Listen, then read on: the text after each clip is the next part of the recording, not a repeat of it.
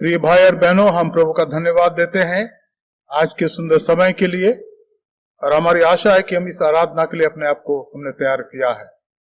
मित्रों, इन दिनों में हम लॉकडाउन की स्थिति में हैं और चारों तरफ माहौल एक डर का माहौल है।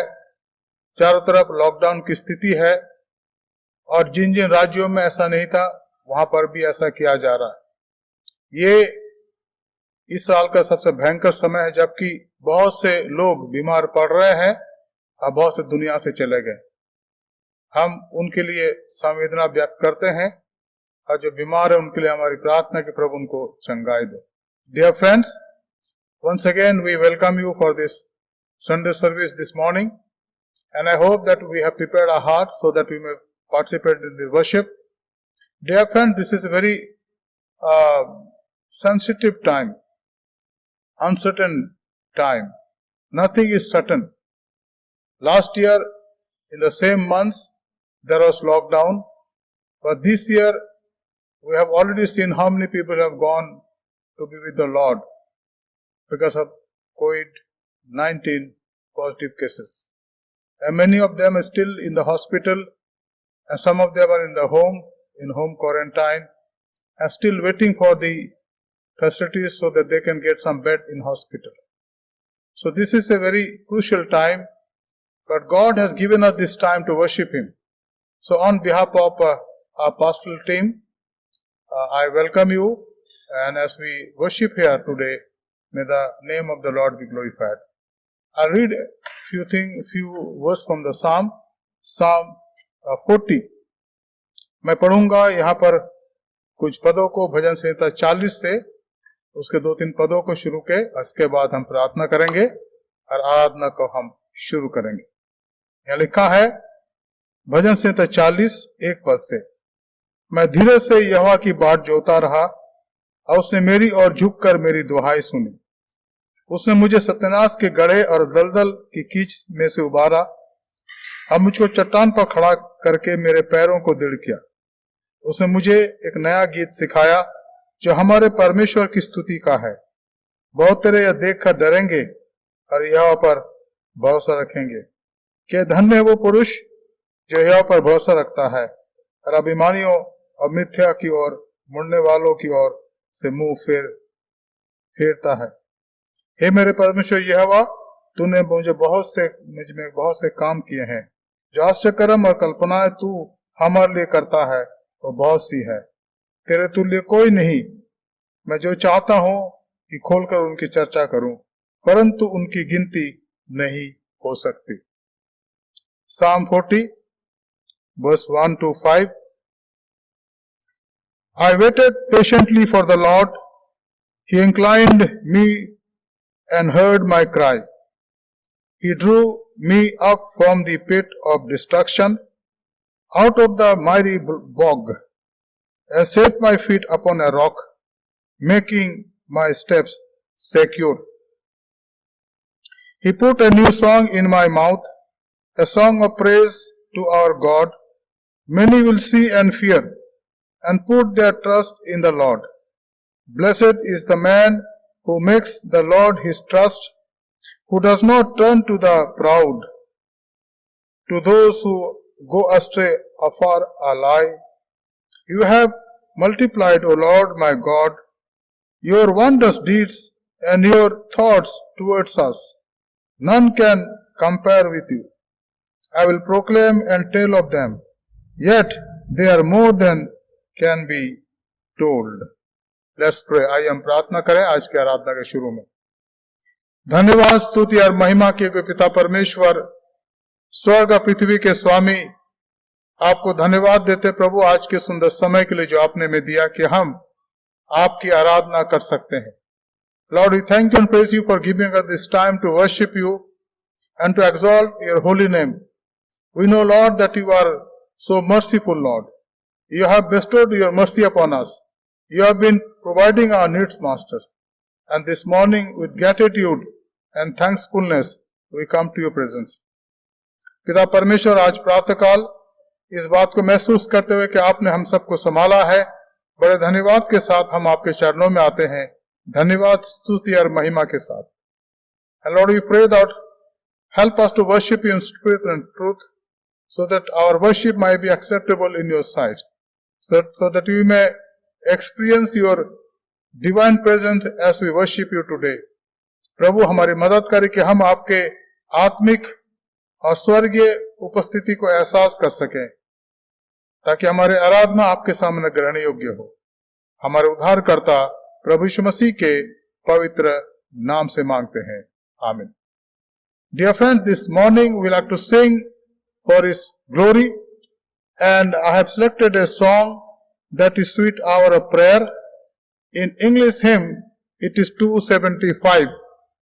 In English hymn 275 and Hindi it is 19.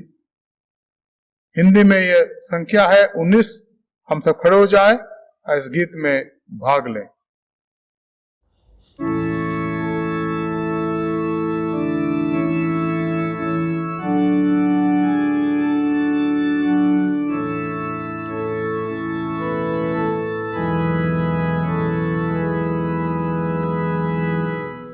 Sweet hour of prayer, sweet hour of prayer, that calls me from a world of care and bids me at my Father's throne make all my wants and wishes known. In seasons of distress and grief, my soul has often found relief and oft escaped the tempter's snare. But thy return, sweet hour of prayer. Sweet hour of prayer, sweet hour of prayer, the joys I feel, the bliss I share of those whose anxious spirits burn with strong desires for thy return. With such I hasten to the place where God my Savior shows His face, and gladly take my station there and wait for Thee, sweet hour of prayer.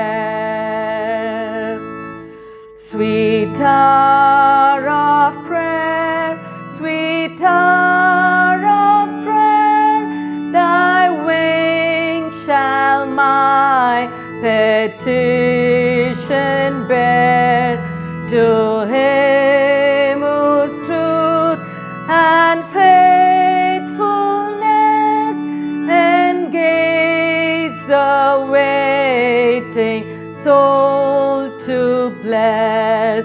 And since He bids me seek His face, believe His word and trust His grace, I'll cast on Him my every care and wait for Thee, sweet hour of prayer.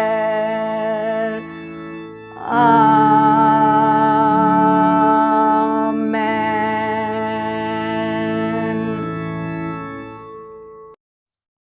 अभी समय होगा कि हम अपने ईमान के इकरार करें, परमेश्वर के सामने अपने ईमान के इकरार करें, जो हिंदी की गीत की किताब में पहले पेज पर है और अंग्रेजी भाषा में जो गीत किताब है उसमें 738 में पाया जाता है.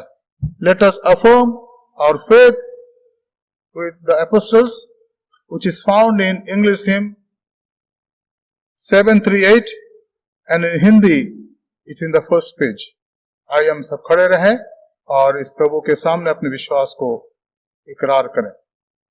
मैं इतिकाद रखता हूं खुदा कादिर मुतलक बाप पर, जिसने आसमान और जमीन को पैदा किया, और उसके इकलौते बेटे हमारे खुदावंद यीशु मसीह पर, कि वह रूह कुदुस से मुजस्सिम होकर कुंवारी मरियम से पैदा हुआ, पैंतुस पिलातुस की हुकूमत में दुख उठाया, सलीब पर खींचा गया, मर गया और दफन हुआ, तीसरे दिन मुर्दों में से जी उठा, आसमान पर चढ़ गया, खुदा बाप कादिर मुतलक के है, दाहिने हाथ बैठा है, जहां से जिंदा और मुर्दों के इंसाफ करने को आएगा।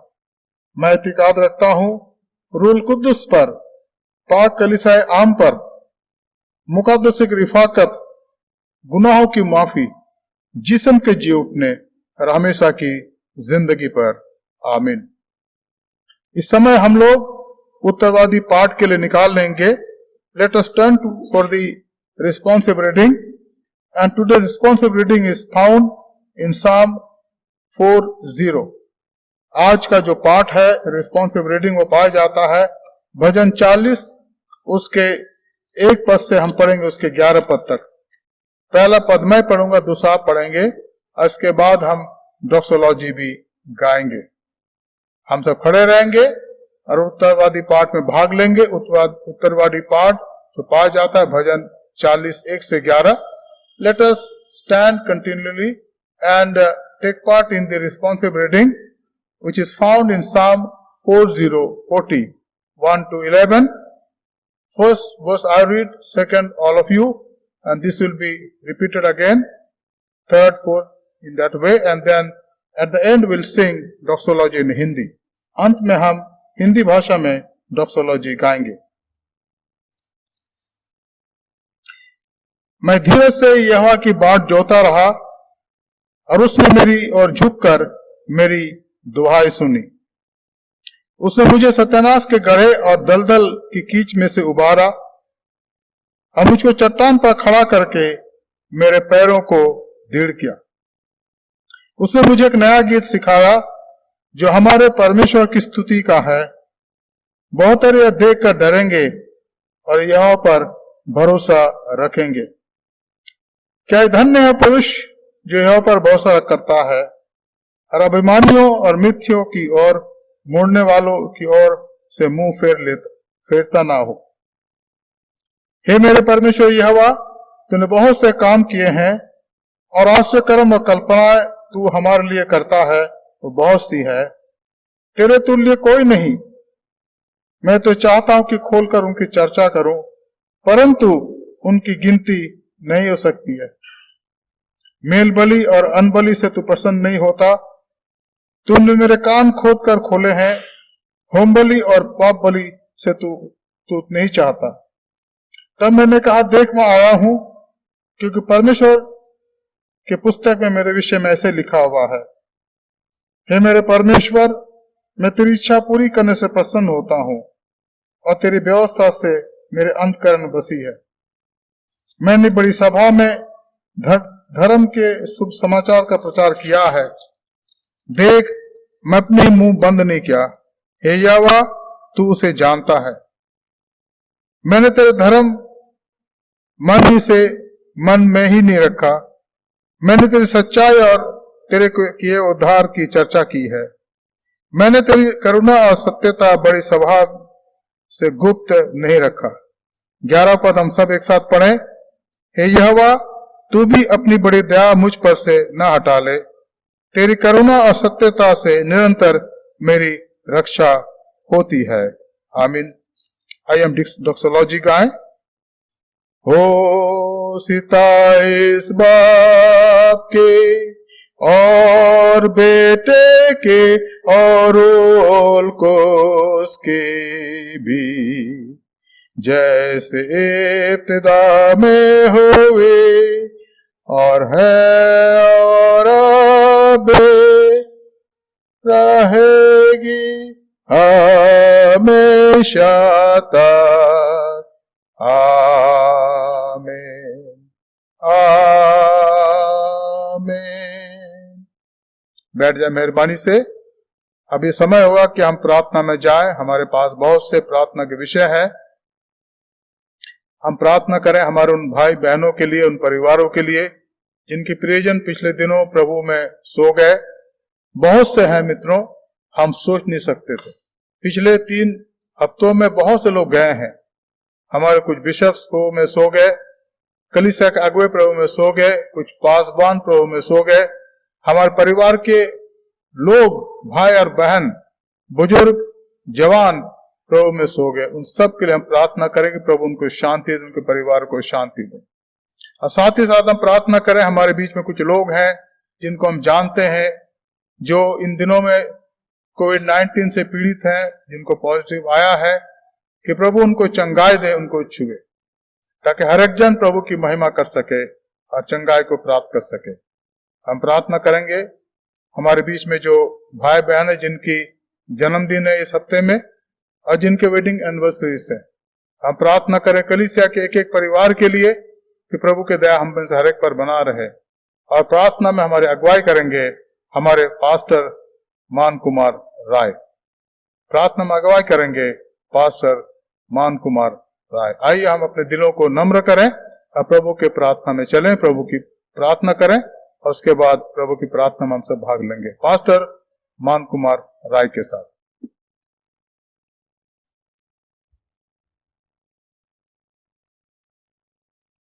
आइए हम दुआ में सिर झुकाएंगे।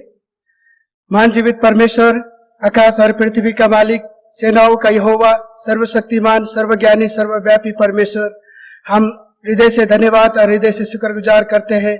विगत दिन में प्रभु परमेश्वर हम सबको संभाला और प्रभु परमेश्वर इस तरह ऑनलाइन के मार्फत अपने घर में रहकर प्रभु हम तेरी सेवा, तेरी बंदगी करने की मौका दी, इसके लिए धन्यवाद करते हैं।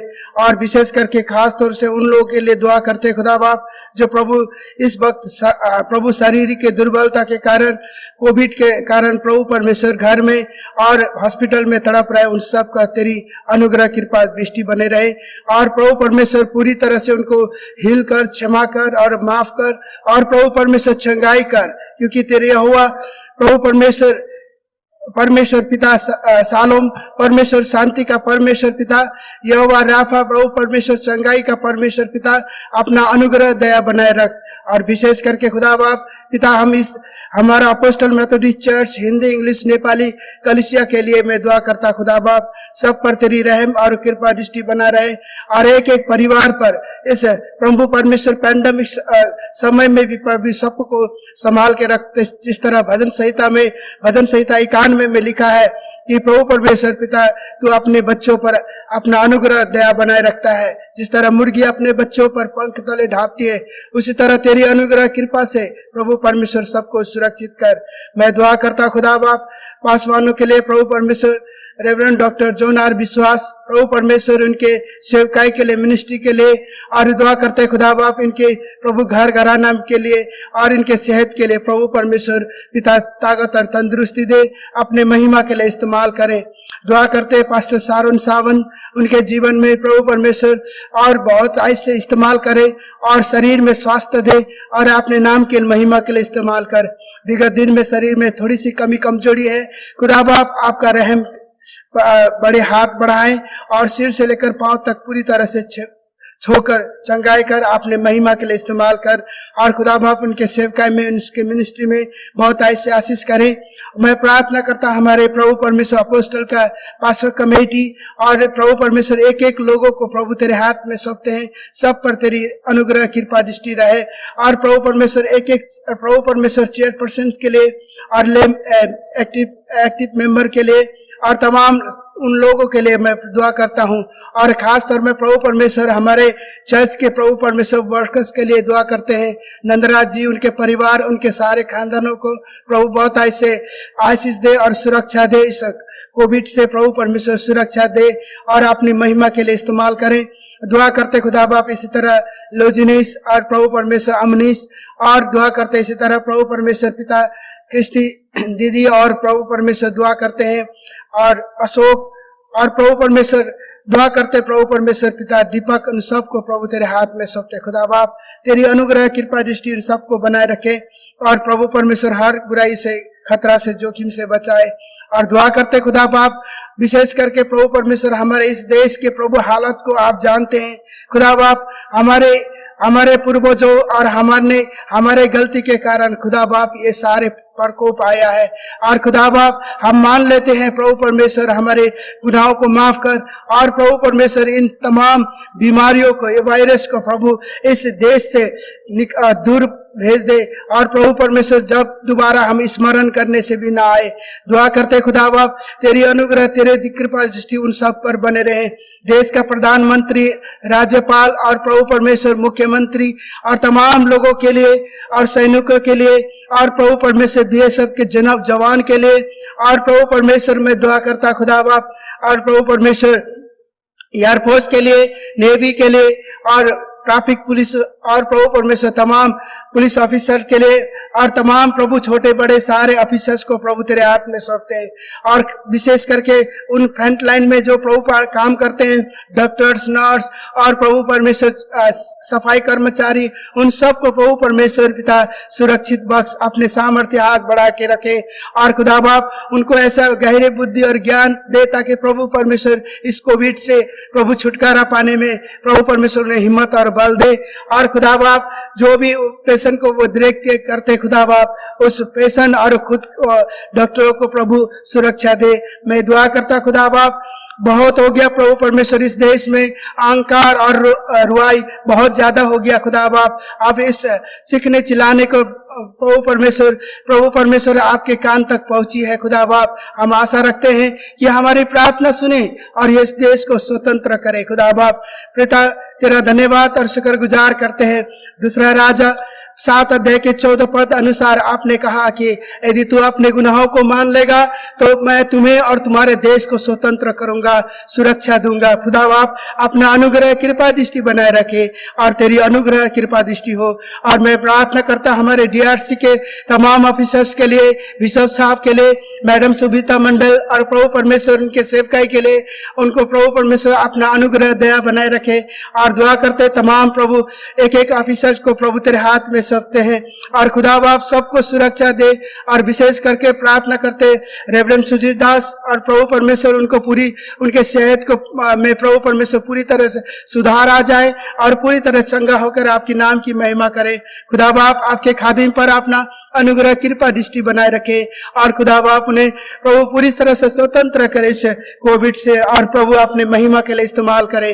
प्रभु आपके लिए जो मनुष्य से नहीं हो सकता है वो आपसे हो सकता है। प्रभु हम आप किसे विनती और प्रार्थना करते खुदा बाप अपने दास को पूरी तरह से शिफा बख्श और अपनी महिमा के लिए इस्तेमाल और कर। प्रभु परमेश्वर जितने भी प्रभु परमेश्वर हमारे डीआरसी के प्रभु पास्टर्स, मिशनरी और प्रभु परमेश्वर तमाम प्रभु विश्वासी लोग जितने भी कोविड में पाए जाते हैं खुदा बाप सबको पूरी तरह से शिफा बख्श और आपने महिमा के लिए इस्तेमाल करे। मैं दुआ करता खुदा बाप आपने हमारा विनती और प्रार्थना को सुना।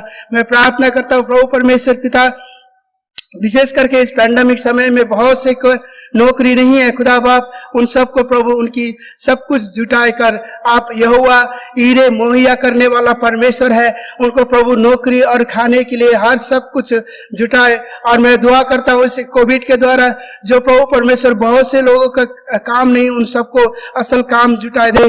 और प्रभु जो वापस जा रहे हैं उनके सुरक्षित साथ अपना गांव अपना घर जाने में सहायता और मदद करे। और उनके प्रभु सब कुछ प्रभु आप ही सहायता और मदद करें।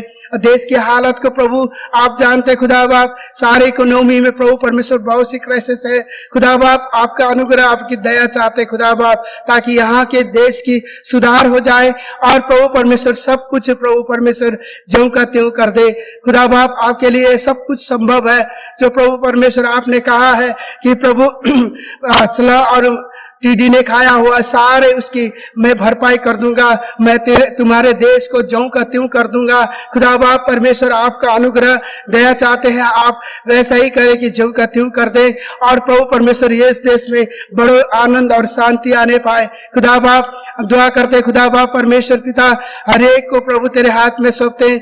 अलग अलग दिल्ली में सेवा करने वाला सेवक लोग के लिए पास्टर के लिए अलग अलग क्षेत्रों में अलग अलग छोटे बड़े चर्चेस में सेवा करने वाले उन सब के परिवार के लिए, उनके विश्वासी के लिए, हमारे देश में रहने वाले प्रत्येक नौजवान के लिए, और प्रभु परमेश्वर उन सबको तू सहायता और मदद कर, हर एक बुराई से रास्ता छोड़कर अच्छाई की तरह, भलाई की तरह जाने पाए। जिस तरह 99 के लोग ने पश्चाताप किया और उस देश में नाश होने से बचाया, आज होने दे प्रभु सारे नौजवान के हृदय में, जीवन में वो पश्चातापी जीवन दे, और ताकि प्रभु अपने गलत राह से मुड़कर प्रभु तेरे ओर फिरे। प्रभु परमेश्वर तुझ तक लो लगा के प्रार्थना करने वाले बन जाए। और प्रभु परमेश्वर धन्यवाद करते हैं, इस सारे बातों को आपका चरणों में रखते हैं। मैं प्रार्थना करता हूँ इस हफ्ता के भर जिस दिन का भी जन्मदिन है खुदा बाप, उनको बहुत लंबी आयु सुस्वास्थ्य देकर अपने महिमा के लिए इस्तेमाल कर।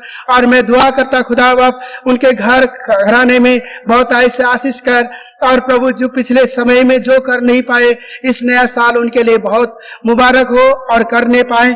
और मैं प्रार्थना करता हूं जिस इस हफ्ता के अंदर जितने भी एनिवर्सरी है, उनके वैवाहिक जीवन में खुशी और आनंद है, और प्रभु परमेश्वर अपने महिमा के लिए इस्तेमाल करे। खुदा बाप हम आपका धन्यवाद और तारीफ करते हैं।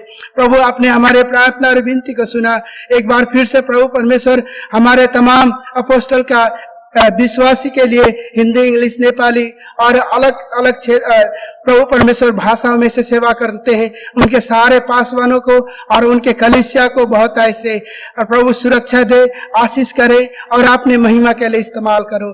धन्यवाद प्रभु, आपने हमारे प्रार्थना और विनती को सुना। ये सारा विनती और प्रार्थना आपका प्रिय पुत्र हमारा उद्धार करता मसीह यीशु के नाम से होकर मांगते हैं, जिसने हमें यूं प्रार्थना करने सिखाया।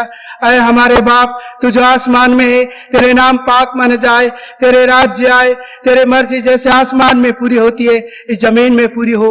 हमारे रोज की रोटी आज हमें बख्श, जिस तरह हमने अपराधी को माफ किया है उसी तरह हमारे अपराधों को माफ कर। हमें आजमाइश में न ला बल्कि बुराई से बचा, क्योंकि बादशाह और कुदरत दलाल हमेशा तेरा है।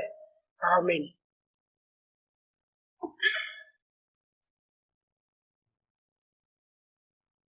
धन्यवाद पादी साहब अच्छी प्रार्थना के लिए। I want to thank Pastor Man Kumar for leading us this pastoral prayer. Continue to pray for our friends who are not feeling well. They have been found COVID positive. Even our pastor Sharon Samath is not well. We need to pray for him so that he may be completely healed. That's why today you can't see him here. हम प्रार्थना करें हमारे pastor के लिए, pastor शारन Sawant के लिए, कि प्रभु उनको छुए चंगाई दे ताकि वो फिर से प्रभु की सेवका में हमारे साथ यहाँ आ सके। ये समय होगा कि हम प्रेजेंट वर्शिप में जाएंगे, और मैं निवेदन करूंगा हमारे प्रेजेंट वर्शिप की टीम को, हमारे MMF के जवानों को, भाइयों को और हमारे जवानों को कि वो हमारी मदद करें ताकि हम प्रेजेंट वर्शिप कर सकें। Now is the time for present worship, and our team will come and lead us in the present worship. Let us open our heart and mind and worship Him in spirit and truth. क्योंकि परमेश्वर ने जगत से ऐसा प्रेम रखा कि उसने अपना इकलौता पुत्र दे दिया, ताकि जो कोई उस पर विश्वास करे वह नाश न हो परंतु अनंत जीवन पाए।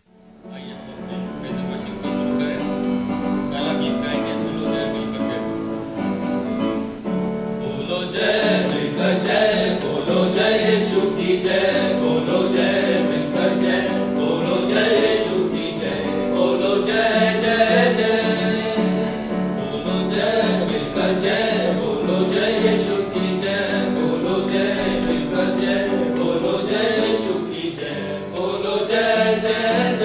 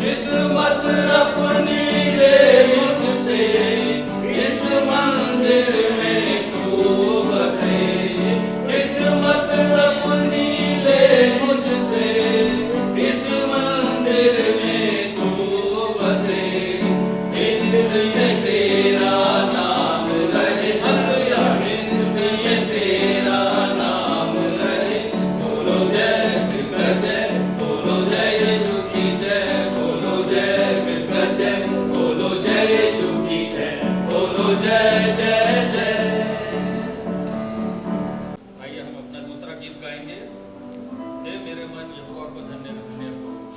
यहाँ इस प्रकार लिखा है कि वो तेरे अधर्म को क्षमा करता है, तेरे सब लोगों को चंगा करता है। इन दिनों में जो वायरस है, आइए हम परमेश्वर की ओर जुड़े और उसको धन्य कहें।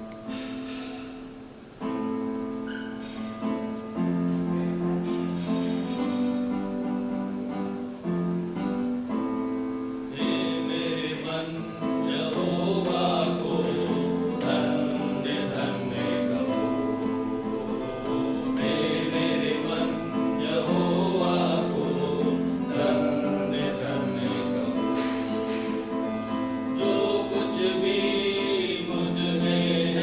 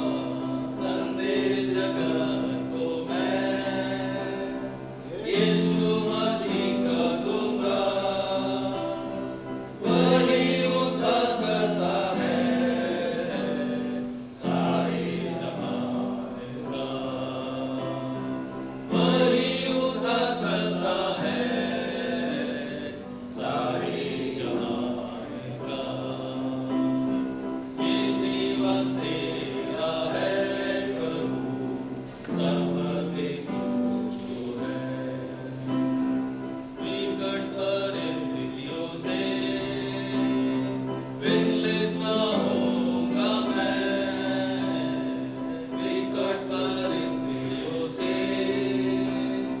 विचलित न होऊंगा मैं, मसीह मेरा रक्षक है, हर पल संभालता है।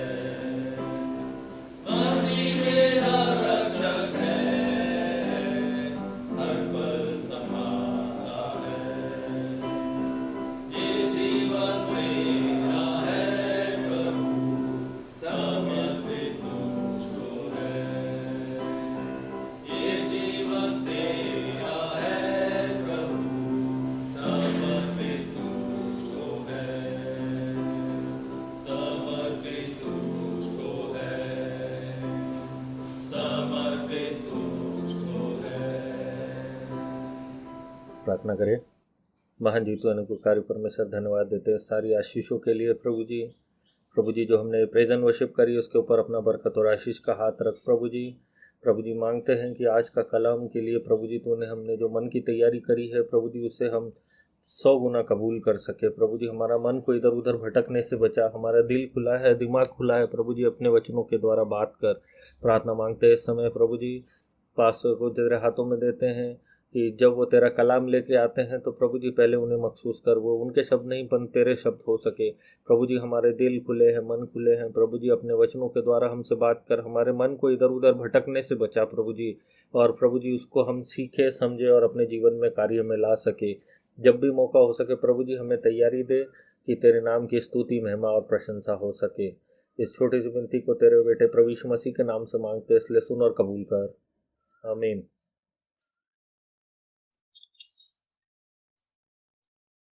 We thank the Lord for this time of present worship. आज का बाइबल पाठ पाया जाता है मत्ती रचित सुसमाचार उसका 4था अध्याय 1 से हम पढ़ेंगे 4 पद तक। मत्ती रचित सुसमाचार उसका 4था अध्याय 1 से 4। Today's scripture reading is found in Gospel of St. Matthew chapter 4, 1 to 4. Matthew chapter 4, 1 to 4। तब आत्मा यीशु को जंगल में ले गया ताकि इब्लिस के उसकी परीक्षा हो। वो 40 दिन और 40 रात निराहार रहा। तब उसे भूख लगी।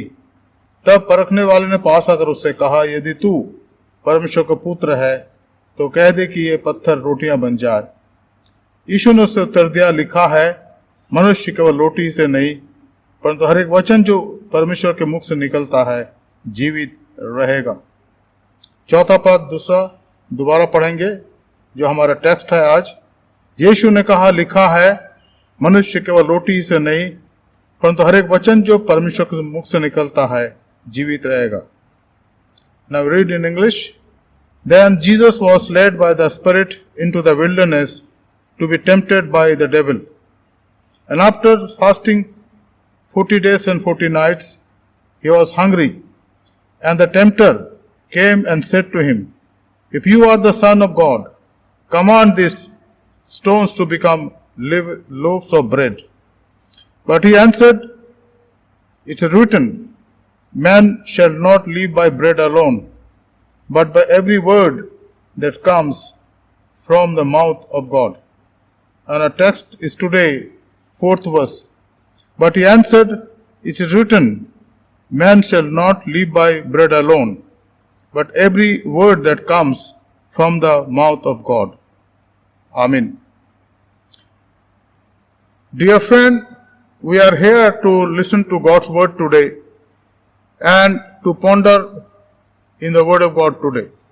मित्रों, आज की इस आराधना में हम प्रभु के वचन पर ध्यान देने के लिए आए हैं और आज का वचन हम में से हर एक व्यक्ति के लिए जरूरी है। और आज का जो विषय हुआ है, प्रत्येक शब्द के द्वारा जो प्रभु के मुख से निकलता है हम जीवित रहते हैं। यीशु ने कहा मत्ती 4 अध्याय 4 पद में, मनुष्य केवल रोटी ही से नहीं परंतु हर एक वचन से जो परमेश्वर से मुख से निकलता है जीवित रहता है। इन दिनों में हमारे चारों तरफ एक बहुत अजीब सा माहौल बन रहा। Today in our atmosphere there is a tremendous uneasy atmosphere or situation is developing. Life has become uncertain from every perspective. जीवन जो है तमाम कोनों से जब हम देखते हैं तो जीवन में लगता है कि अब एक ऐसा वातावरण है जो अनप्रिडिक्टेबल है। हम अगले क्षण के लिए कुछ नहीं कह सकते हैं कि अब क्या होगा। आज मैं एक कोटेशन पढ़ रहा था जो हमारे माननीय मुख्यमंत्री दिल्ली ने दी है कि मई के महीने में बहुत सी बातों को बंद कर दिया गया है। कुछ बातें खुली रहेंगी लेकिन बहुत सी बातें बंद है, और मैंने आज ही ये फॉरवर्ड करा है हमारे साउथ दिल्ली के पास्टर्स को ताकि इसको पढ़े और इस पर हम ध्यान दें। मई महीने में ये पहली बार ये बोला गया, शायद ये कल का उनका एक इंटरव्यू है, इसको आप देख सकते हैं। और मई महीने यानी मई 2021 में बहुत सी चीजें बंद रहेंगी और हमारे लिए इन बातों को ध्यान देना जरूरी है। अगर हम ध्यान ना दें तो हमारी समस्याएं बढ़ सकती हैं, और इसलिए हमें गौर करने की आवश्यकता है और ध्यान देने की आवश्यकता है। कोई गैदरिंग नहीं होगी अब, और जो सीनियर लोग हैं जो 60 या 65 से ऊपर हैं और बच्चे 10 साल और उससे नीचे हैं, उनको रिस्ट्रिक्टेड किया गया कि घर से बाहर किसी भी कीमत पर ना निकले। अब ये सारी बातें हमारे सामने इस बात को प्रकट करती है कि life is uncertain.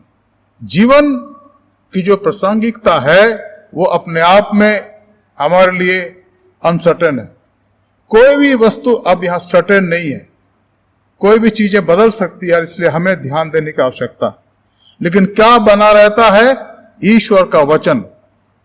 In the midst of this all uncertainties, in the midst of this all apprehensive things that are being taking place because of the COVID-19, only one thing stand firm, and that is our God, the eternal, self-existent, Almighty God and His Word. And that's what Jesus said while He was tempted.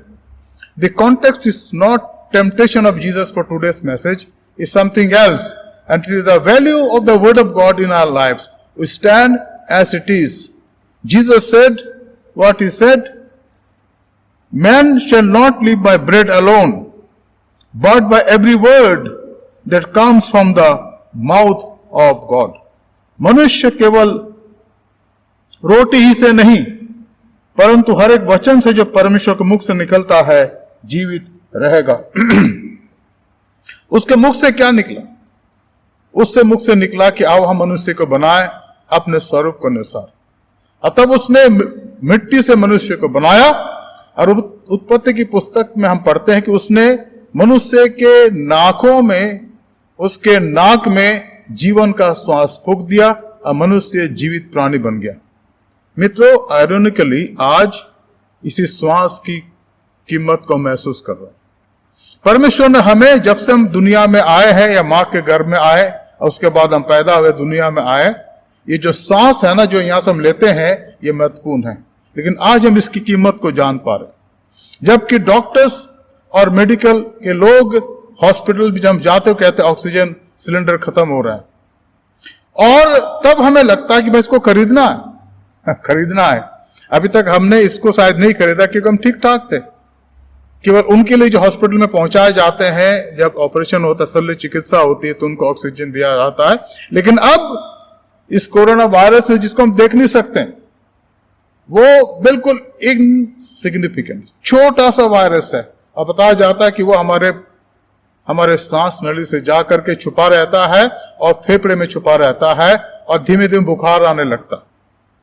और 6वें दिन के बाद ये बुखार 100 से ऊपर cross करता है, 101, 102, 103, 104, और तब सांस लेने की तकलीफ हो जाती है।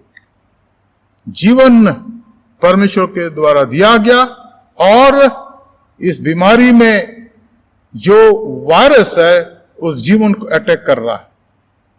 The life, the breath of God that is in us, because of that we are living physically also. The virus of this corona or COVID-19 is attacking that breath, so that we are annihilated, so that we are gone from this world and not live again. And that is why we need to think what we have to do. What are the things that we need to understand? And today's message deals with that in certain extent. I'm not an expert to talk about medical science, and neither I'm an expert to talk about the philosophical thing. But what small knowledge I have by the grace of God and by the anointing of His Holy Spirit, I'm going to talk to us few things so that this will be a blessing to me and to all of us. मैं आपके सामने इस बात को मान लेता हूं कि मैं मेडिकल साइंस का स्टूडेंट नहीं रहा, ना मैं फिलोसफी का बहुत बड़ा प्रज्ञान विद्वान हूं। मुझे छोटी सी बात समझ में आती है, और वो ये है कि जो सांस मैं ले रहा हूं ये ईश्वर की धरोहर है। इसलिए इस सांस को बनाए रखने के लिए और आत्मिक रूप से उस जीवन को बनाए रखने के लिए मुझे उसकी तरफ देखने की आवश्यकता है जिसने मुझे दिया है।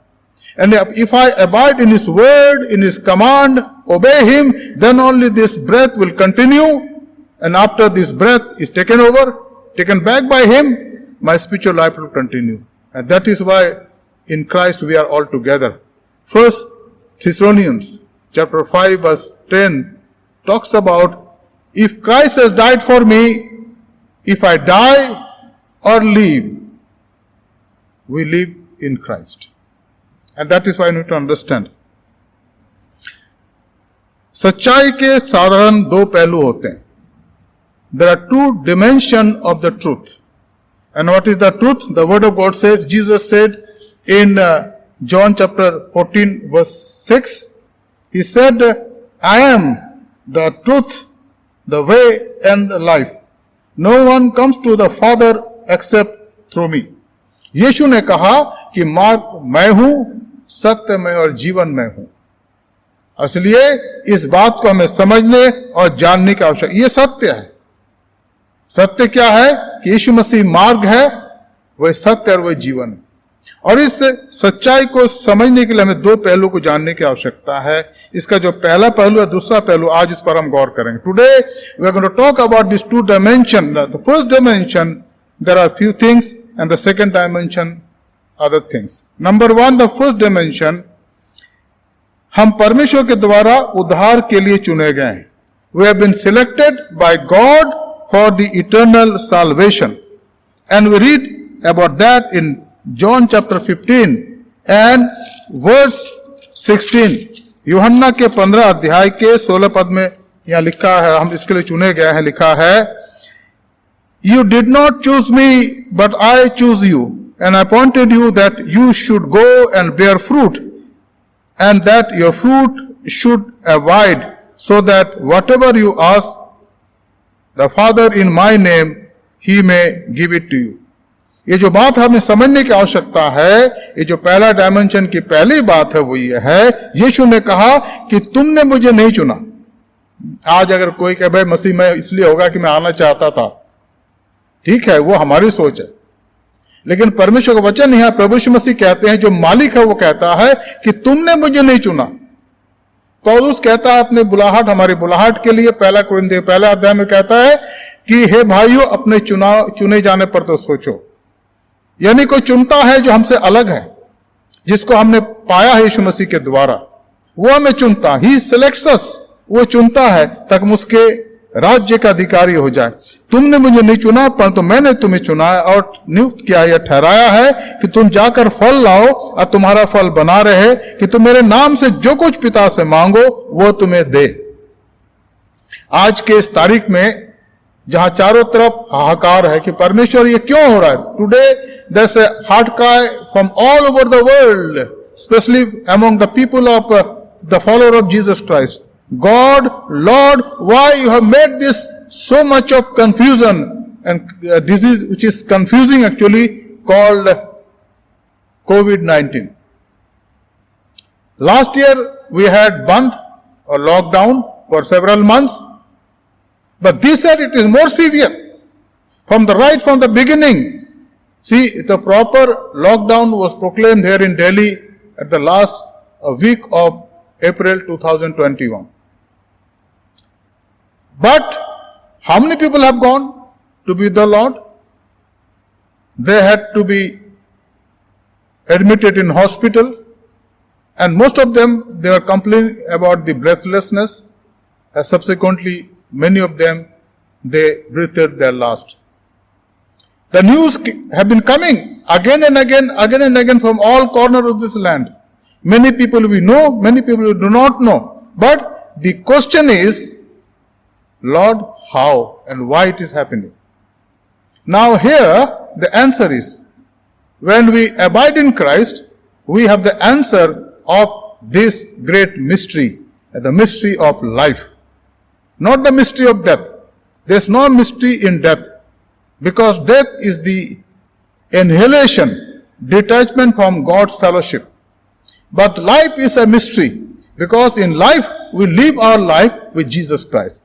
जीवन एक रहस्य है, क्योंकि जीवन को प्राप्त करने के बाद हम जीवन के कर्ता के साथ जीवन व्यतीत करते हैं. Therefore, the first dimension of this first truth in the truth is, the first dimension is, we have been chosen for salvation in and through Jesus Christ. लेकिन इसका दूसरा पहलू क्या है? हम स्वतंत्र हैं अपने चुनाव के लिए. यूहन्ना 3:16 में लिखा है, we read in the Gospel of St. John chapter 3 verse 16, for God so loved the world so that he gave his only begotten son, so that whosoever believes in him should not perish but have eternal life. चुनाव है वहां पर. परमेश्वर ने अपने पुत्र को दुनिया के लिए दे दिया, सारे ब्रह्मांड के लिए दे दिया. The Son of God came to die on the cross of Calvary for everybody equal. कोई यहां पर ना कहे कि भाई यीशु मसीह का जो मृत्यु है वो मेरे लिए थोड़ा ज्यादा है, कोई कहे कि मेरे लिए कम है. ऐसा नहीं है. He gives life to all of us. परमेश्वर के वचन में लिखा है कि वो दुष्टों पर और धर्मी दोनों पर अपने सूर्य उदय करता. His justice is equal. जीवन इक्वल है, लेकिन जीवन को थोड़े लोग प्राप्त कर रहे हैं. और वो कौन लोग हैं जिस बात का चुनाव करते हैं? लिखा है, जितनों ने ग्रहण किया. We are saved because of the virtue of our choice, freedom of choice, and the choice is in yes. Yes, Master, I want to have that life. Give me that life. Well, at the same place, same time, there are thousands and thousands and thousands who deny this truth in their life. They say, no, our good work is enough. हमारे अच्छे काम बहुत अच्छे हैं, हमारा ज्ञान बहुत ज्यादा है, हमारी भक्ति बहुत आला है, इसलिए हमें उस चुनाव की आवश्यकता नहीं है. कि क्या हो सकता है कि जीवन भर पाप करते रहो और फिर थोड़े समय आओ उसके पास और बैठो और कहो कि प्रभु मैं पश्चाताप करता? ये हो नहीं सकता. For many people it's ridiculous. ये अनहोना है. इसलिए बाइबल में लिखा है कि क्रूस की कथा नाश होने वालों के लिए मूर्खता है, लेकिन उद्धार पाने वालों के लिए ईश्वर की सामर्थ है. So the second dimension about the truth is that we are free to choose and we have been saved because of our choice to accept Jesus in our life. I can come back to the first portion, the first portion, first dimension of the truth. हम अनुग्रह के द्वारा विश्वास से बचाए गए हैं. You have been saved by the grace of God and grace alone. Ephesians chapter 2, 8 and 9. I want to read this verse, very important verse. इसको मैं पढ़ना चाहूंगा जो बहुत ही महत्वपूर्ण है. इफिसियों का 2 अध्याय और उसके 8 और 9 पद में क्या लिखा है देखिए. क्योंकि विश्वास के द्वारा अनुग्रह से तुम्हारा उद्धार हुआ है, और यह तुम्हारी ओर से नहीं परंतु परमेश्वर का दान है, और न कर्मों के कारण ऐसा ना हो कि कोई घमंड करे. 8 and 9 of Ephesians 2. For by grace you have been saved through faith, and this is not your own doing, it is the gift of God, not a result of work, so that no one may boast. जो first dimension है उसकी दूसरी बात यह है कि हम ईश्वर के अनुग्रह के द्वारा विश्वास से बचाए जाते हैं. अब वहां पर हमारे धर्म के कार्य कोई नहीं काम. और बाइबल में इतना तक लिखा है यशायाह की किताब के अंदर कि हमारे सारे भरे कार्य अच्छे कार्य ईश्वर के दृष्टि में मैले गंदे चित्रों के समान। All our good works is just like filthy rags in front of God. We cannot count those good works and say, Lord save me. हमारे देश में बहुत से अच्छे लोग हैं, हम उनका सम्मान करते हैं। वो कहते हैं कि 3-4 मार्ग हैं, भक्ति मार्ग है, कर्म मार्ग है, राज मार्ग है, ज्ञान मार्ग है। लेकिन ये सारे मार्ग जो हैं हमारे बनाए हुए हैं, हमारे बनाए। मानो इंसान सीढ़ी लगाता है, चलो ऊपर चलते ईश्वर के पास। और बाइबल में भी एक बार ऐसा हुआ, बाबिल का टावर बनाया गया और उनकी एक भाषा थी और वो उनका उद्देश्य क्या था कि ईश्वर से बात करेंगे, जिसने बनाया उससे बात करना। और वो टावर बनाते रहे, गुम्बद बनाते रहे। और जब थोड़ी देर बनाया तो ईश्वर के लिए लिखा है कि वो उतर आया और उसने कहा कि अगर ऐसा इंसान करना चाहे तो और भी बहुत ऊंचा आ जाएगा। आओ हम उनकी भाषा में गड़बड़ी डालते हैं, बाबुल पढ़ा, बेबीलोन पढ़ा। और उसके बाद लिखा है लोग शिनार देश में जहां बना रहे थे टावर, वहां से निकल गए और दुनिया में फैल गए। परमेश्वर यही तो चाहता था। तो परमेश्वर हमारे भले कामों के कारण हमें उद्धार प्रदान नहीं करता। God is not giving us, bestowing us the salvation that is free gift of God because of the virtue of our own good works. It may be our knowledge, accumulated knowledge. It may be our devotion. It may be our good works. It may be anything else that are all insufficient before God to fetch us the eternal salvation. And therefore, what is important? His grace and our faith. उसका अनुग्रह और हमारा विश्वास। और विश्वास क्या है? परमेश्वर है और अपने खोजने वालों को प्रतिफल देता है। विश्वास की परिभाषा का वर्णन हम इब्रानियों के 11 अध्याय में पाते हैं और 12 अध्याय के 1 और 2 पद में पाते हैं। यह विश्वास है, परमेश्वर है और अपने खोजने वालों को प्रतिफल देता है। इस बात को आपको और मुझे जानने की आवश्यकता है, इस समय जानने की आवश्यकता है जब चारों तरफ हाहाकार है, निराशा है, जॉबलेसनेस है, लोगों के इनकम के अंदर एक प्रकार से कट आ गया है। 3 साल पहले डीमोनेटाइजेशन लगाया गया, नोटबंदी लगाई गई, लोगों का धन और पैसा जो जमा करके सदियों से रखा था, सालों से रखा था, वो घड़ी भर में कागज बन गए, बहाना पड़ा। और हमने समाचार देखे कि लोग अपने नोटों को नदी में बहा रहे हैं, नालियों में बहा रहे हैं, जला रहे हैं। उसकी बिसात थोड़े समय में खत्म हो गई। अब क्या रह गया? निराशा। आज लोगों के जीवन में निराशा है, नौकरी खत्म हो रही है, इनकम कम हो गया है, बच्चों के स्कूल बंद हो गए। अब ये 14वां महीना है जब बच्चे घर में बैठे हुए हैं और हमें नहीं पता कि स्कूल इनके कब खोलेंगे, जवानों के कॉलेज कब खोलेंगे। यातायात बंद हो रहा। और आज जो हमने पढ़ा और हमने देखा, कल भी देखा, हमारे दिल्ली राज्य के माननीय मुख्यमंत्री कर रहे कि ये सब काम अब बंद हो जाएंगे मई महीने में, थोड़े काम चलेंगे। तो इससे क्या जाहिर होता है? निराशा। नट शेल में अगर हम एक बात कहना चाहते हैं, this everything पोर्ट्रेस a single word and that is hopelessness. Hopelessness. इंसान अब ये सोचता है कि भाई मेरा जीवन इस दुनिया में क्यों आया? क्या मैं बैठने के लिए आ गया घर में? ना मेरे बच्चे कुछ कर सकते हैं, ना मेरे जवान कुछ कर सकते हैं, ना हम लोग कुछ कर सकते हैं। बुजुर्ग तो चलो घर में बैठे रहते हैं क्योंकि उनका समय अब समाप्त हो रहा है, वो जीवन की शाम में आ गए। लेकिन ये जो परिस्थिति आज हमारे सामने है, ये इंसान को ना चाहते हुए भी निराशा के उस गड्ढे में ढकल रहा है जहां पर वो बैठने को मजबूर है। The situation that is persisting today friend has made us to become hopeless.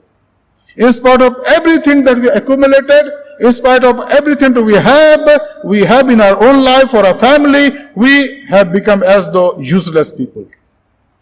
इसलिए परमेश्वर का अनुग्रह हमारे लिए है, उस विश्वास के द्वारा हम बचाए गए, इसको जानने की आवश्यकता है। लेकिन उसका जो दूसरा पहलू है, दूसरा जो आयाम है, वो है कर्म विश्वास के लिए आवश्यक है। हमें कर्म करने की आवश्यकता। इफिसियों उसका दूसरा अध्याय, और अगर आप देखें उसके 10 पद को यहां लिखा, इफिसियों 2:10 के अंदर इस बात को स्पष्ट रूप से लिखा गया है। क्या लिखा है? कि हमारा जो विश्वास है कर्म में परिवर्तित होना चाहिए। 2 अध्याय 10 पद क्या लिखा है? For we are his workmanship, created in Christ Jesus for good works, which God prepared beforehand that we should walk in them. क्योंकि हम उसके द्वारा बनाए गए हैं और मसीह यीशु में उन भले कामों के लिए सृजे गए हैं जिन्हें परमेश्वर ने पहले से हमारे करने के लिए तैयार किया। हमारे कार्य अपने विश्वास के आधार पर, अगर विश्वास से बाहर कार्य करे तो उसमें तकलीफ होती है। और आज बहुत से लोग हैं जो सवाल कर रहे हैं परमेश्वर के अस्तित्व पर कि वह है भी या नहीं है, अगर है तो तकलीफ क्यों आ गई।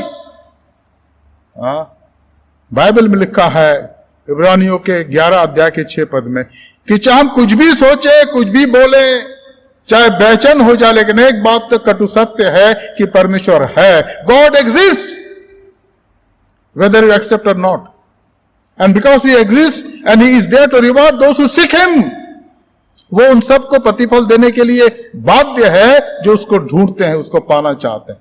And this is the message today for us. आज ये संदेश हमारे लिए मित्रों, जबकि हम इस पैंडेमिक में है, कि इस बात को जानने की आवश्यकता है, इन तमाम परिस्थितियों के बावजूद एक सच्चाई जो बार बार आती है वह है परमेश्वर है, सृष्टिकर्ता है, इटर्नल गॉड है, वो आपके जीवन में निवास करता है और आपको प्रतिफल देने के लिए आज भी तैयार है। आप कहेंगे प्रतिफल देने के लिए तैयार है? या तो नौकरी खत्म हो गई, तनख्वाह 1/3 हो गई, बच्चों की पढ़ाई नहीं हो रही है, तो फिर परमेश्वर किस बात के लिए हमारी मदद करता? वो है, वो आपके साथ रहेगा, आपको कभी नहीं छोड़ेगा। तीसरी बात हम देखते हैं जो इस पहलू का मुख्य बात है, इस पहले पहलू के, वह है हम एक बार प्रार्थना करते हैं। हम एक बार प्रार्थना करते हैं। मरकुस उसका 11 अध्याय अगर हम देखें तो यहां पर प्रार्थना का जिक्र किया गया। मरकुस उसका 11 अध्याय 23 से 24 पद, मरकुस 11 अध्याय और 23 से 24, जहां पर इस बात का जिक्र है। 11 अध्याय मरकुस का, उसका 23-24 क्या लिखा है यहां पर? यहां लिखा है, मैं तुमसे सच कहता हूं कि जो कोई इस पहाड़ से कहे उखड़ जा और समुद्र में जा पड़, और अपने मन में संदेह ना करे वरन प्रतीति करे व विश्वास करे कि जो कहता हूं वह हो जाएगा, तो उसके लिए वह होगा। इसलिए मैं तुमसे सच कहता हूं कि जो कुछ तुम प्रार्थना करके मांगो तो प्रतीति कर लो, ये विश्वास कर लो कि तुम्हें मिल गया और तुम्हारे लिए हो जाएगा। क्या मतलब है इसका? हमें अपने विश्वास को कार्य रूप देना, हमें विश्वास करना है कि परमेश्वर चाहता है कि हम विश्वास करें और उस विश्वास को अपने कार्य में परिवर्तित करें। महज विश्वास जीवन को आगे नहीं बढ़ाएगा। इसलिए आज जो आपका विश्वास है वो इस बात का विश्वास है कि परमेश्वर आपके जीवन में निवास करता है और चाहता है, वो चाहता है कि आप अपने विश्वास में कार्य रूप उसको दें, विश्वास को कार्य रूप दें, विश्वास को कार्य में परिवर्तित करने दें, कार्य करें। और विश्वास क्या है आपके जीवन का? कि परमेश्वर आपको संभालता है, आपकी मदद और सहायता करता है। यहां पर स्पष्ट रूप से लिखा 11 अध्याय मरकुस के और उनके इन पदों को हम देखते हैं। इसलिए मैं तुमसे कहता हूं कि जो कुछ तुम प्रार्थना करके मांगो, प्रार्थना करने की आवश्यकता है। We need to be praying, प्रार्थना करने की आवश्यकता। इन दिनों में हमारे आदरणीय बिशप साहब, बिशप सुबोध सिंह मंडल और हमारे कलीसिया के कुछ अगुवे जो पासबान है, सीनियर पासबान है, इन्होंने एक प्रोग्राम बनाया है कि हम निरंतर प्रार्थना कर रहे हैं। हम प्रार्थना की कड़ी में करीब 24 टीम बनाई गई हैं और इन 24 टीमों का काम है कि हम प्रार्थना कर रहे हैं और प्रार्थना के साथ साथ हम आगे बढ़ रहे हैं ताकि परमेश्वर हमारे द्वारा आश्चर्यकर्म कर सके। और जब हम प्रार्थना करते हैं तो परमेश्वर हमारे जीवन में काम करता और विश्वास से प्रार्थना करते। यहां लिखा है, इसलिए मैं तुमसे कहता हूं कि जो कुछ तुम प्रार्थना करके मांगो, प्रार्थना करने का अर्थ है हम कुछ कार्य करें। Prayer is work, prayer is our faith in God that he exist, and anything that is impossible with us is possible with God, and that is why you pray। इसलिए हम प्रार्थना करते हैं।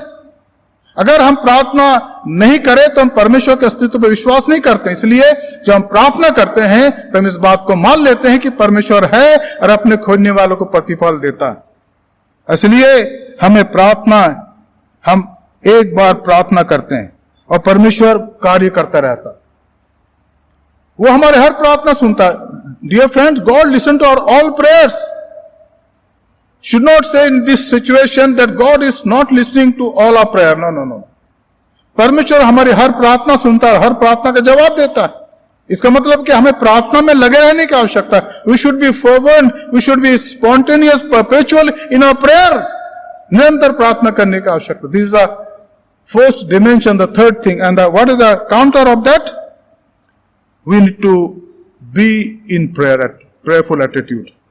लूका सुसमाचार उसका 11 अध्याय उसके 5 पद से क्या लिखा है? तब उसने उनसे कहा, तुम में से कौन है कि उसका एक मित्र हो और वो आधी रात को उसके पास जाकर उससे कहे, हे मित्र, मुझे 3 रोटियां दे, क्योंकि एक यात्री मित्र मेरे पास आया है और उसके आगे रखने के लिए मेरे पास कुछ नहीं। वह भीतर से उत्तर दे, मुझे दुख ना दे, अब तो द्वार बंद है, अब मेरे बालक मेरे पास बिछौने पर है, इसलिए मैं उठकर तुझे दे नहीं सकता। मैं तुमसे कहता हूं, यीशु मसीह कहते हैं, मैं तुमसे कहता हूं, यदि उसका मित्र होने पर भी उसको उठकर ना दे तो भी उसके लज्जा छोड़कर मांगने के कारण उसे जितनी आवश्यकता उसे उठकर देगा। और आगे क्या लिखा है? और मैं तुमसे कहता हूं, मांगो तो तुम्हें दिया जाएगा, ढूंढो तो तुम पाओगे, और खटखटाओ तुम्हारे लिए खोला जाएगा। हमें प्रार्थना के लिए कहा गया है, लेकिन ये जो दूसरा पहलू का जो तीसरी बात है कि हमें प्रार्थना करते रहने की आवश्यकता है। We need to be always praying. Look 11 chapter 5-10 हमें प्रार्थना करने की आवश्यकता, और इसलिए प्रार्थना की कड़ी चलाई जा रही है। पिछले दिनों बिशप साहब ने कम से कम 3 या 4 बार रात को प्रार्थना रखी, 11 बजे से 2 बजे तक, 2:30 बजे तक, 3 बजे तक, और हमारे बहुत से लोग शामिल हुए। लखनऊ कॉन्फ्रेंस के, दिल्ली कॉन्फ्रेंस के, आगरा कॉन्फ्रेंस के करीब 125 से 150 लोग शामिल हुए, और उसमें प्रभु ने मेरी मदद करी कि मैं भी थोड़े समय के लिए शामिल हो सकूं। और लोगों को मैंने रोते हुए देखा प्रार्थना के अंदर। आज भी ऐसा चल रहा है। क्यों हम प्रार्थना कर रहे हैं? क्योंकि हम जानते कि परमेश्वर हमारी दुआओं को जवाब देता है और आगे भी देगा। परमेश्वर हमारे साथ है, हमारे जीवन को आगे बढ़ाता है कि हम प्रार्थना में लगे रहे, प्रार्थना में अपने आप को बनाए रखें। चौथी बात जो पहला डायमेंशन है वो है, हम अधिकाई से पाते हैं। We receive in abundance. फिलिपियों का 4 अध्याय 12 पद देखे क्या लिखा। फिलिपियों उसका 4 अध्याय और 12 पद में बहुत अच्छा पद लिखा है, जिसको हमें पढ़ने और समझने जानने की आवश्यकता है। फिलिपियों 4 अध्याय 12 पद में लिखा है, मैं दीन होना भी जानता हूं और बढ़ना भी जानता हूं। मैंने हर एक बात में सब दशाओं में तृप्त होना, भूखा रहना और बढ़ना घटना सीखा है। जो मुझे सामर्थ देता है उसमें मैं सब कुछ कर सकता हूं। और यह जीवन की बहुत बड़ी सच्चाई है मित्रों, जब हम परमेश्वर की संगति में रहते हैं। और इसी का जो दूसरा पहलू है वो ये है कि हम परमेश्वर के द्वारा अधिकाई से पाते हैं। हालांकि हमारे पास कम है, ज्यादा नहीं है। संसारिक रूप से जो धन दौलत की बात हमारे पास कम है, लेकिन परमेश्वर उसी में हमें संतुष्ट रखता है। इसलिए हम पढ़ते हैं पहला तिमोथियुस उसका 6वां अध्याय 6वें पद में लिखा है, we read in the book of 1 Timothy chapter 6 verse 6, what is we read? Now there is a great gain in godliness with contentment. पर संतोष सहित भक्ति बड़ी कमाई है। इसलिए कि हमारे पास वो सारी चीजें हैं, अधिकार से नहीं है, लेकिन इतना है कि हम संतुष्ट हैं, क्योंकि उससे बढ़कर, संसारिक बातों से बढ़कर हमारे पास क्या, ईश्वर की भक्ति का सच्चा अनुभव है। जब हम उसकी आराधना करते हैं, परमेश्वर हमारी सुनता है और हमें आनंदित करता है। और 5वीं और आखिरी बात, फर्स्ट डिमेंशन का, हम ख्रिस्ट में सब कुछ कर सकते हैं। हम ख्रिस्ट में सब कुछ कर सकते हैं। We can do everything in Christ. और यह लिखा है फिलिपियों 4 अध्याय 13 पद, जो मुझे सामर्थ देता है उसमें मैं सब कुछ कर सकता हूं। अब आप कहेंगे कि पादी साहब आपने तो जवाब दे दिया हमें, हम तो निराश थे, परेशान थे कि हम क्या करेंगे, लेकिन यहां लिखा है कि यीशु मसीह जो हमें सामर्थ प्रदान करता है, हम सब कुछ कर सकते हैं। और सब में क्या क्या है? सबसे पहली बात, आप प्रभु में आनंदित हैं। पौलुस कहता है फिलिपियों 4:4 में कहता है, सादा आनंदित रहो। दूसरी बात, प्रभु के अंदर धन्यवादित बने रहो। तुम्हारे विनती और निवेदन धन्यवाद के साथ हम इस परिस्थिति में प्रभु का धन्यवाद दें। तीसरी बात, हम कभी भी ना बुड़बुड़ाए और ना शिकायत करें। तो क्या करें? धन्यवाद दें। और चौथी बात, हमारे निवेदन और विनती प्रभु के सामने उपस्थित किए जाए। प्रभु ये हमारी आवश्यकता है, आप जानते हैं, और वो हमारी आवश्यकताओं को हमसे बेहतर जानता है, वो हमें संभालेगा। इसलिए जो दूसरा डिमेंशन उसका 5वां है, उसे अलग होकर हम कुछ भी नहीं कर सकते। परमेश्वर से अलग होकर हम कुछ नहीं कर सकते। यूहन्ना उसके 15 अध्याय के 5 पद में यीशु मसीह कहते हैं, जो उसकी वो बहुत बड़ी बात थी, जब उसने दाखलता की बात कही। 15 अध्याय 5 पद, वो क्या कहा उसने? मैं दाखलता हो, तुम डालियां हो, जो मुझे बनाया था और मैं उसमें वो बहुत फल लाता है, क्योंकि मुझसे अलग होकर तुम कुछ भी नहीं कर सकते। I am the vine and you are the branches, whosoever abides in me and I in him, he may come, it is he that bears much fruit, for apart from me you cannot do nothing. परमेश्वर के पुत्र यीशु मसीह बने रह के करने के द्वारा हम जीवन में सब कुछ कर सकते हैं।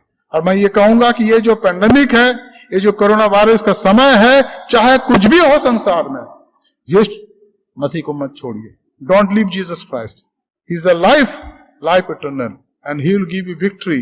That is why we read in the scripture, we are with him more than conquerors.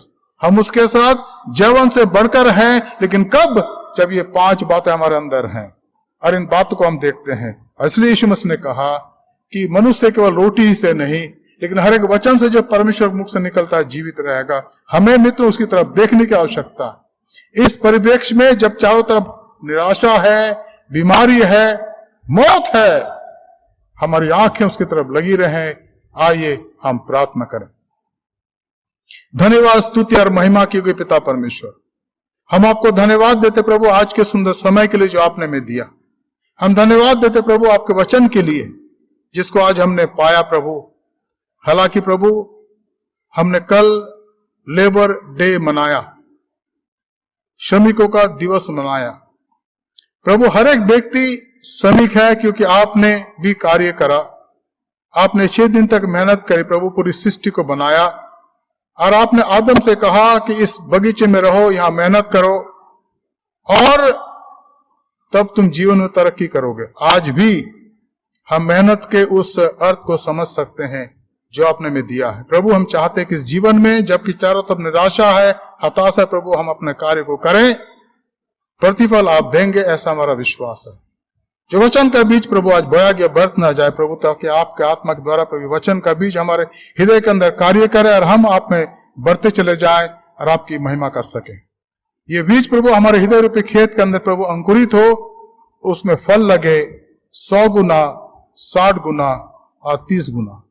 Lord, we thank you for the word that has come in our life today, and we pray God that make this word fruitful in us so that it may bear fruit 100-fold, 60-fold and 30-fold. In Jesus' precious name I pray. Amen. हम लोग इस समय प्रभु की महिमा के लिए गीत गाएंगे। गीत की संख्या है इंग्लिश भाषा में 275, इंग्लिश और हिंदी में है 174। जब हम इस गीत को गाते हैं, अपने भेंट हम प्रभु के सामने लाएंगे और प्रभु की महिमा करेंगे।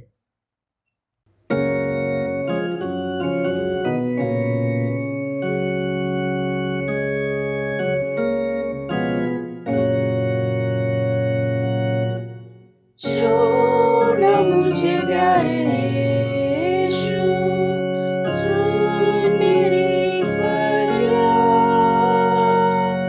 और ऊपर तू रहम करता कर मुझको भी याद। यीशु यीशु सुन मेरी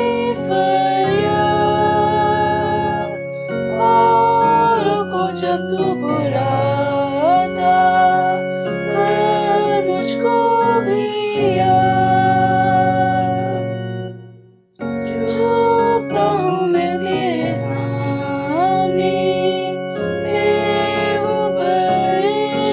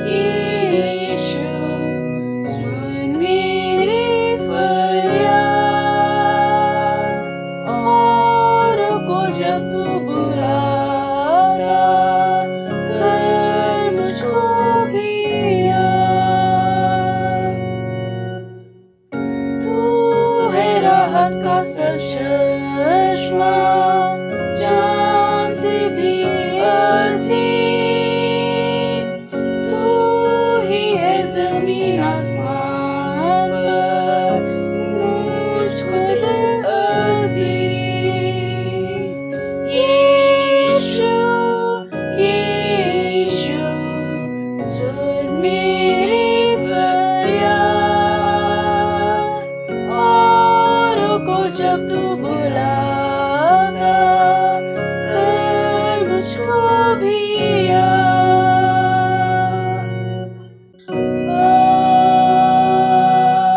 आमीन। आइए हम भेंट के लिए प्रार्थना करें। Let us pray for the offering that we have given to the Lord. Let us pray. प्रभु आपका धन्यवाद करते इस भेंट के लिए प्रभु जो हमने आपको चढ़ाए प्रभु, इसको स्वीकार करें ताकि भेंट आपको महिमा दे सके। हम सारे के जीवन को आप शुद्ध करें प्रभु, पवित्र करें ताकि हम आपकी योग्य ठहर सके। Lord, we thank you and praise you for the offering that your people have offered. Lord, bless this offering, Lord, and make our life acceptable sacrifice on your altar. Bless our families, supply our needs. In Jesus' precious name I pray. Amen. Dear friends, we have some announcement.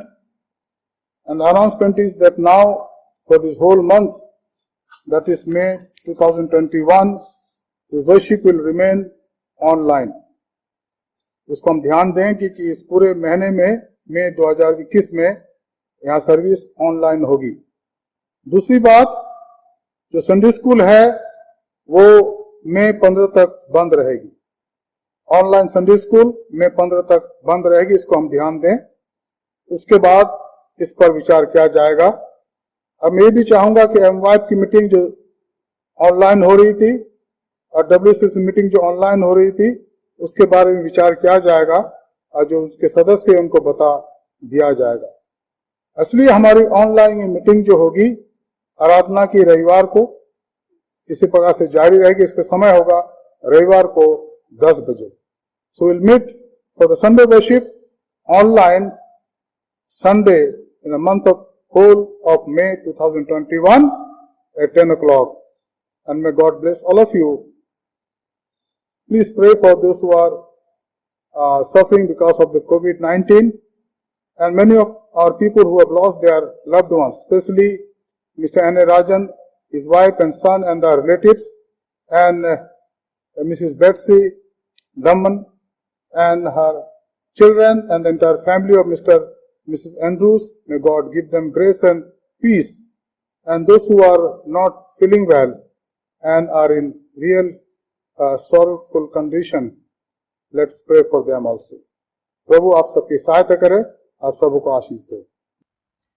कोई और अगर ऐसी बात होगी तो आपको बता दिया जाएगा, लेकिन हम एक दूसरे को प्रार्थना करते रहें, अपने घरों में रहें, सुरक्षित रहें और हम ध्यान दें अपने बुजुर्गों का, अपने बच्चों का और हम खुद अपने जीवन के बारे में ध्यान दें ताकि इस इन्फेक्शन से बचे रहें और प्रभु की संगति में बने रहें।